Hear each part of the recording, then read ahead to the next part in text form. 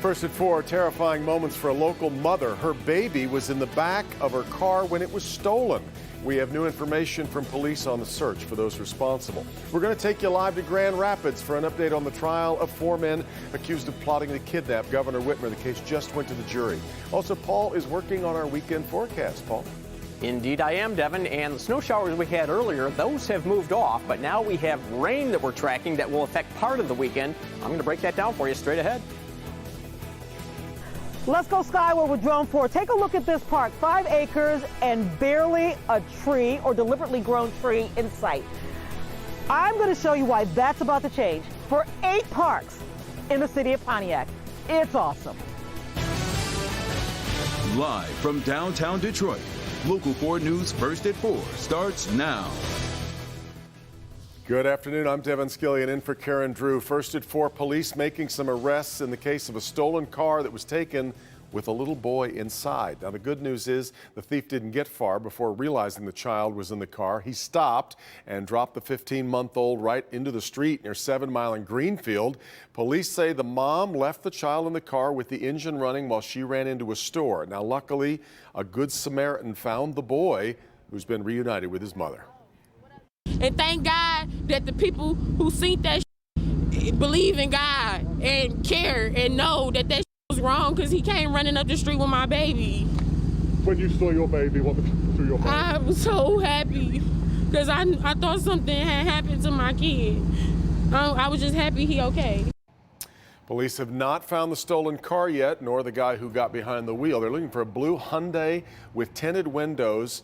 Hours later, they did arrest 3 teenagers who were driving another vehicle. Police say the thief had jumped from their car into the Hyundai. We'll have a live update on this coming up tonight on Local 4 News at 5 as police continue to sort it all out. At this hour, jury deliberations are getting started in the trial of 4 men accused of plotting to kidnap Governor Whitmer. Today, prosecutors and defense attorneys offered their closing arguments. Prosecutors argued they have shown evidence of the men's intent to kidnap the governor and of the training that they undertook to carry out the plan. Defense attorneys have told the jurors paid FBI informants pushed the plan and that they got the defendants to say and do violent and provocative things. In a key ruling, the judge ruled the jury can consider the defense of entrapment. Sean Lay live in Grand Rapids with where things stand this afternoon. Sean?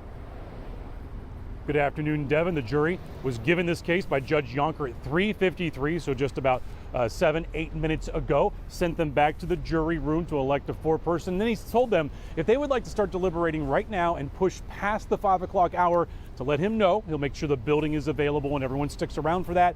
Or right around 5 o'clock, he would like to know if they would like to come back Monday morning and start fresh. But he also took a moment to tell them how much he appreciated this jury. 3 weeks of evidence, so much evidence, 3 weeks of testimony, so many witnesses, and he also had an appreciation for the jury system. Now, with that in mind, this jury has just took place today even, such a battle on both sides here. Prosecutors just absolutely in their closing arguments hammering all the evidence that they have in this case, that they say they have proven this was a conspiracy to kidnap the governor, even kill Governor Whitmer. But on the other side, the 4 defense attorneys went after the government big time here, just absolutely trying to rip to shreds FBI behavior, FBI informants behavior, and even what they were saying is manufacturing some sort of situations and manufacturing some sort of evidence in the case. So the jury has a lot to consider right now. This has been a battle, even though 2 of these guys pled guilty, Devin. Yeah, exactly right. And really interesting, the wrinkle of only having just one of the defendants testify during the case as well. So a lot here to watch now that it's in the hands of the jury. Our Sean Lay in Grand Rapids keeping an eye on it. We're also keeping an eye on Michigan's COVID numbers, watching for any changes that might tell us about the direction where things are headed. Today, the state reporting more than 1,600 new cases over the past 2 days.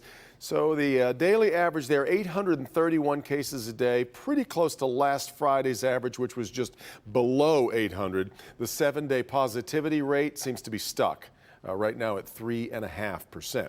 Next week, the state dialing back these reports from 3 times a week to once a week. As we've earlier reported, those reports will only now be coming out on Wednesdays.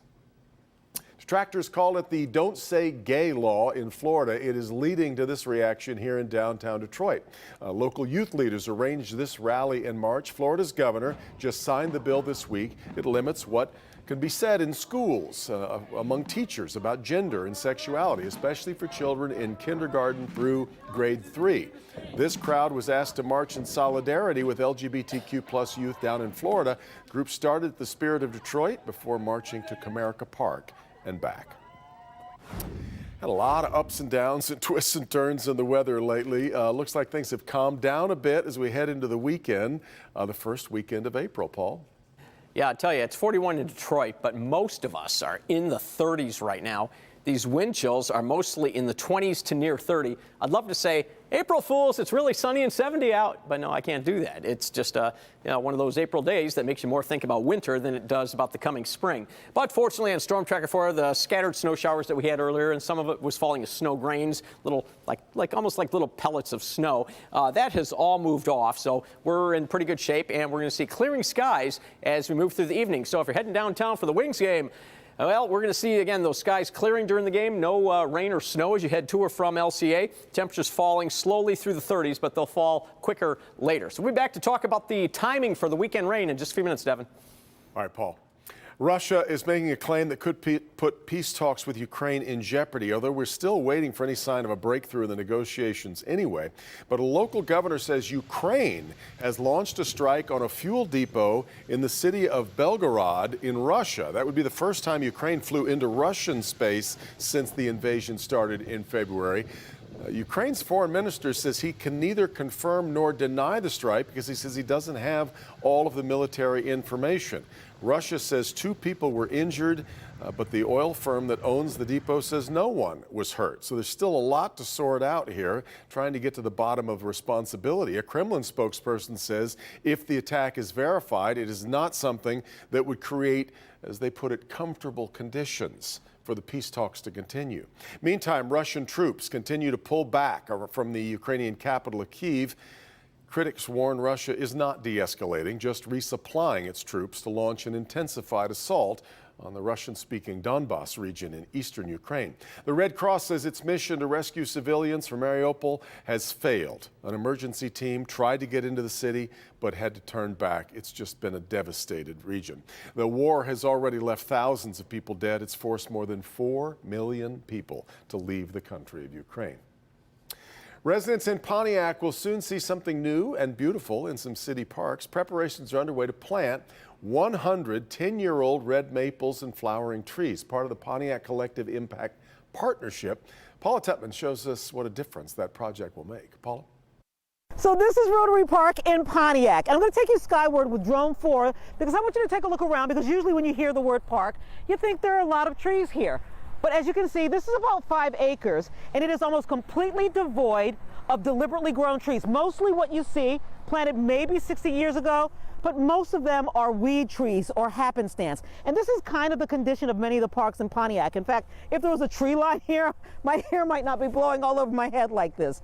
But this is about to change for 8 parks in Pontiac. They're cultivars of the native red maple, which is just a fabulous tree. Because of the Rotary Club and its 100-year anniversary, Pontiac is being gifted 100 trees. They have amazing fall color, which is why they call them red maples. They don't have much in the way of any diseases or anything like that. They're a perfect tree for a park setting. And a lot of the parks haven't had trees planted, in some cases, ever. Bodette, Clinton River Trail, Baldwin, Galloway Park, Kiwanis Park, Aaron Perry, Oakland Park, and of course, Rotary Park. This property used to be the site of the old Bodette manufacturing center that built chassis for Fisher Body. So all of these parks are very historic, but what they are missing is trees that have beauty, that have color, you know, and make them parks. Yes, yeah. Concrete marks the spot. I'm just hitting stone. But soon it'll be trees. Lots and lots of beautiful trees. I think it's going to be better for the community, better for the environment, something for It's a change. It's a change. This is a $30,000 project, and yes, they are looking for people to sponsor more trees, but the Rotary Club is picking up a lot of the tab, and the planting actually starts on Earth Day. This will be transformative. 100 trees is equivalent to removing the carbon footprint of driving 2.6 million miles in the cars.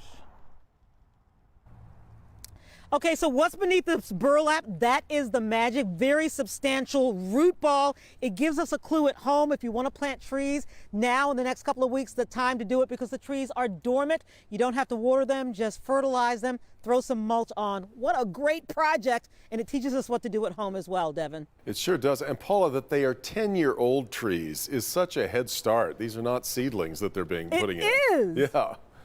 I know. Tree hugger. Yeah, love it. All right, Paula. All right, still ahead here on First at 4, a Help Me Hank recall alert. Ford and General Motors both recalling thousands of vehicles. We'll talk about the safety concerns, find out whether your vehicle might be affected. Also, new results from a union vote that could shake up one of the world's largest retailers. But first, some eye-opening research about women, birth control, and unplanned pregnancies. We'll look at some of the reasons nearly half of all pregnancies worldwide are unplanned. That's next.